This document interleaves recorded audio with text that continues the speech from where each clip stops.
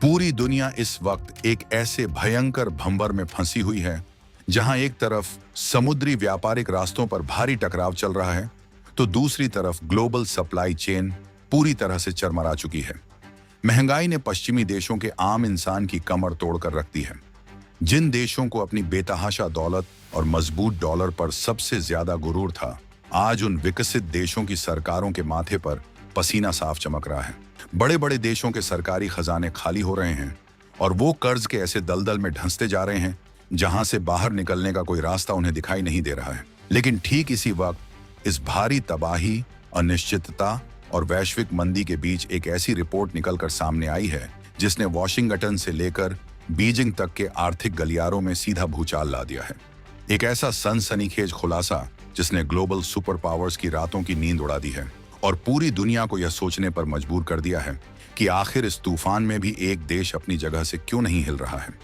भारत को लेकर जो खबर आई है उसने एक बार फिर से अमेरिका से लेकर चीन तक बवाल मचा डाला है, क्योंकि भारत पर डॉलर बरस रहा है और जो आंकड़े सामने आए हैं उसने दुनिया को सोचने पर मजबूर कर डाला है। आखिर ये कौन सा आर्थिक कवच है जो भयंकर वैश्विक तनाव और तेल संकट के बीच भी भारत पर विदेशी निवेश की बारिश करवा रहा है? आखिर क्यों पूरी दुनिया की आर्थिक रफ्तार औंधे मुंह गिर रही है, लेकिन भारत की अर्थव्यवस्था किसी सुपरसोनिक रॉकेट की तरह आसमान चीरती हुई आगे निकल रही है?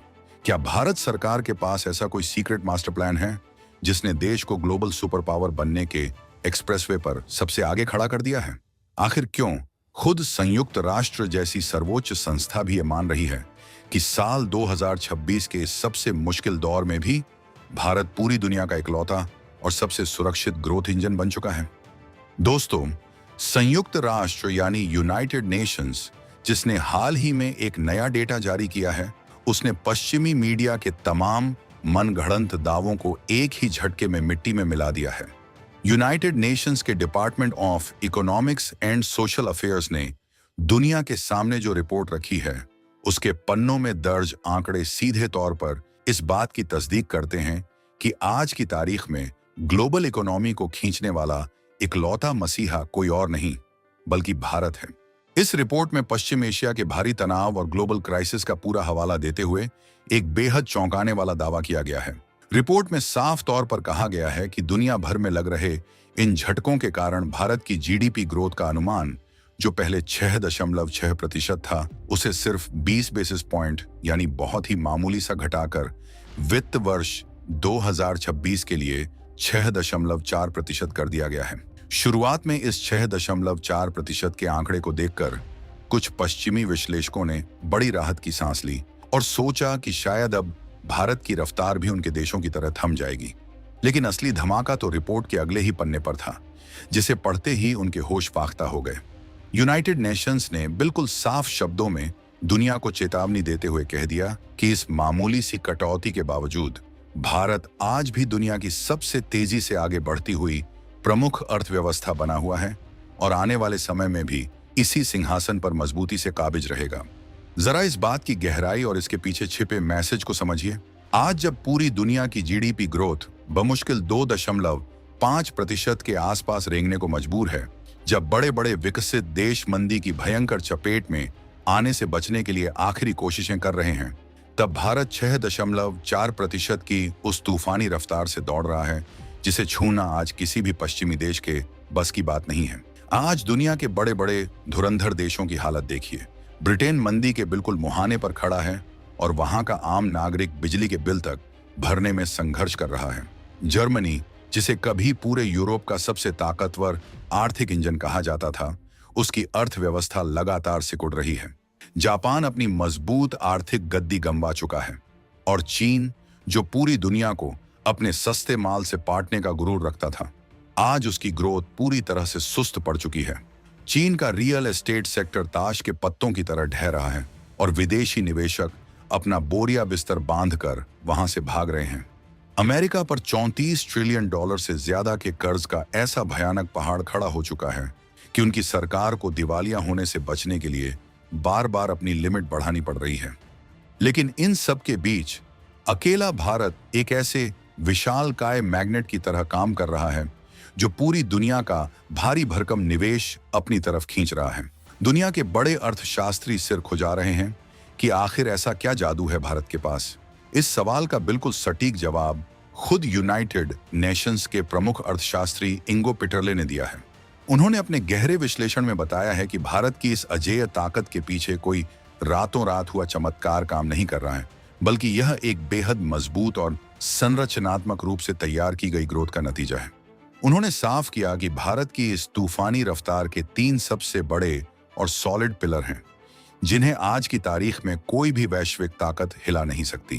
पहला सबसे बड़ा पिलर है भारत की बेतहाशा मजबूत घरेलू खपत, यानी कंज्यूमर डिमांड। इसे बिल्कुल सड़क छाप और आसान भाषा में समझें तो भारत सिर्फ दुनिया के लिए सामान बनाता ही नहीं है, बल्कि 140 करोड़ भारतीयों का एक ऐसा विशालकाय और भूखा बाजार है जो उस सामान को हाथों हाथ खरीदता भी है। आज जब दुनिया के बाकी देशों में लोग मंदी के डर से अपना पैसा खर्च करने से खौफ खा रहे हैं, तब भारत का आम नागरिक गाड़ियां, स्मार्टफोन, घर और अपनी जरूरत का हर प्रीमियम सामान रिकॉर्ड स्तर पर खरीद रहा है।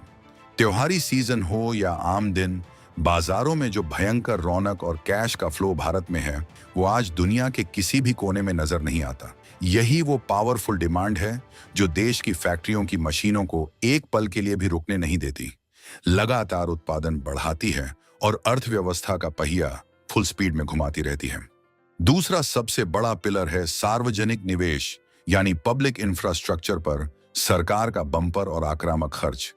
आज भारत में जिस खौफनाक रफ्तार से नेशनल हाईवे, नए एक्सप्रेसवे, डेडिकेटेड रेलवे कॉरिडोर, विश्व स्तरीय नए एयरपोर्ट और विशालकाय पोर्ट्स बन रहे हैं, वो पूरी दुनिया के लिए किसी बड़े अजूबे से कम नहीं है। सरकार अपना खजाना सीधे देश की नींव को फौलाद बनाने में लगा रही है। जब हजारों किलोमीटर लंबी सड़कें और रेलवे लाइनें बिछती हैं, तो बाजार में सिर्फ सीमेंट और लोहा ही नहीं बिकता, बल्कि देश के लाखों युवाओं को सीधा रोजगार मिलता है। ट्रांसपोर्टेशन और माल ढुलाई का खर्च अचानक से कम हो जाता है, सप्लाई चेन फास्ट हो जाती है और कोई भी नया बिजनेस करना बेहद आसान हो जाता है। यही रिकॉर्ड इंफ्रास्ट्रक्चर निवेश भारत को एक ऐसे मुकाम पर ले जाकर खड़ा कर रहा है जहां विदेशी कंपनियां खुद दौड़कर भारत में अपनी महाकाय फैक्ट्रियां लगाना चाहती हैं। और तीसरा सबसे बड़ा पिलर है सर्विस एक्सपोर्ट का वो महाधमाका, जिसने सिलिकॉन वैली तक को सोचने पर मजबूर कर दिया है। डिजिटल इंडिया और यूपीआई की ताकत ने आज पूरी दुनिया के होश उड़ा रखे हैं। भारत आज सिर्फ किसी का सॉफ्टवेयर ही नहीं बना रहा है, बल्कि दुनिया की बड़ी बड़ी दिग्गज मल्टीनेशनल कंपनियों का पूरा बैकएंड और रिसर्च का काम संभाल रहा है। ग्लोबल कैपेबिलिटी सेंटर्स के जरिए भारत आज ग्लोबल बिजनेस का असली दिमाग बन चुका है। सर्विस सेक्टर में भारत का दबदबा और टैलेंट इतना ज्यादा हावी है कि आज दुनिया का कोई भी बड़ा कॉरपोरेट भारत की युवा प्रतिभा के बिना एक कदम भी आगे बढ़ने की सोच नहीं सकता। लेकिन क्या भारत के लिए यह सफर इतना सीधा और आसान है? बिल्कुल नहीं। अंतरराष्ट्रीय स्तर पर चुनौतियां बहुत बड़ी और गंभीर हैं। पश्चिम एशिया में इस वक्त जो कुछ भी चल रहा है, उसने पूरी दुनिया की अर्थव्यवस्थाओं को जड़ से हिलाकर रख दिया है। वहां चल रहे भारी तनाव और टकराव ने वैश्विक अनिश्चितता का एक ऐसा माहौल पैदा कर दिया है जिसने लाल सागर से लेकर स्वेज नहर तक के अहम व्यापारिक रास्तों को भयंकर जोखिम में डाल दिया है। मालवाहक जहाजों को लंबे और महंगे रास्तों से गुजरना पड़ रहा है, जिससे उनका भाड़ा 300 गुना तक बढ़ गया है। दुनिया भर के तेल के कुओं पर मंडराते इस खतरे ने क्रूड ऑयल की कीमतों में जबरदस्त आग लगा रखी है। कई छोटे और मंझोले देशों की अर्थव्यवस्थाएं तो सिर्फ ऊर्जा की बढ़ती कीमतों के इस झटके से ही बुरी तरह चरमराने लगी हैं। यूनाइटेड नेशंस के दिग्गज अर्थशास्त्रियों ने भी अपनी रिपोर्ट में इस बात को प्रमुखता से माना है कि भारत अपनी विशाल ऊर्जा जरूरतों के लिए भारी मात्रा में आयात पर निर्भर करता है और इस ग्लोबल झटके से भारत भी पूरी तरह अछूता नहीं रह सकता।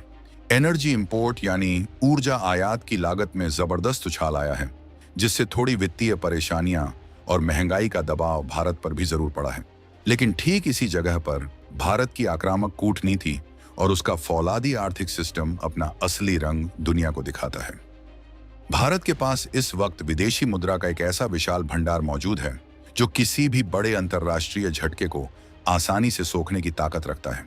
इसके साथ ही ऊर्जा स्रोतों की विविधता, दुनिया भर से सही कीमत पर तेल खरीदने की कूटनीतिक आक्रामकता और भारत की बेहतरीन रिफाइनिंग क्षमता ने देश को एक ऐसा सुरक्षा चक्र दिया है जो बाकी देशों के लिए सिर्फ एक सपना है, यानी दुनिया जहां तेल संकट में डूबकर अपनी अर्थव्यवस्थाओं का दम घुटता हुआ बेबसी से देख रही है, वहीं भारत उसी भयंकर संकट के बीच अपनी नाव को पूरी मजबूती, निडरता और चतुराई के साथ लहरों को चीरते हुए आगे निकाल रहा है।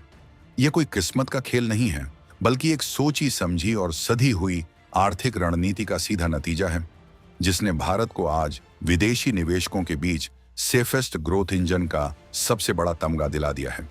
यही नहीं, सिर्फ यूनाइटेड नेशंस ही क्यों, मॉर्गन स्टैनली जैसी दुनिया की सबसे बड़ी और खूंखार मानी जाने वाली रेटिंग एजेंसियां भी अब भारत को लेकर बेहद आक्रामक और बुलिश रुख दिखा रही हैं।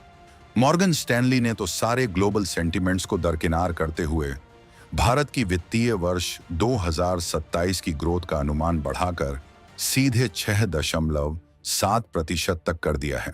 ये कोई मामूली बात नहीं है। जब दुनिया की हर बड़ी रेटिंग एजेंसी बाकी देशों की रेटिंग को बेरहमी से गिरा रही हो, उन्हें मंदी की कड़ी चेतावनी दे रही हो, तब उसी दौर में भारत की रेटिंग का लगातार ऊपर जाना इस बात का पक्का और अंतिम सबूत है कि ग्लोबल इन्वेस्टर्स का अरबों डॉलर का भरोसा अब पूरी तरह से भारत पर शिफ्ट हो चुका है। मजबूत घरेलू मांग, रिकॉर्ड सरकारी खर्च, रक्षा क्षेत्र में बम्पर स्वदेशी निवेश और तेजी से बढ़ता मैन्युफैक्चरिंग सेक्टर, ये वो अचूक ब्रह्मास्त्र हैं जिनके दम पर भारत आज विदेशी फंड्स को अपनी तरफ चुंबक की तरह खींच रहा है।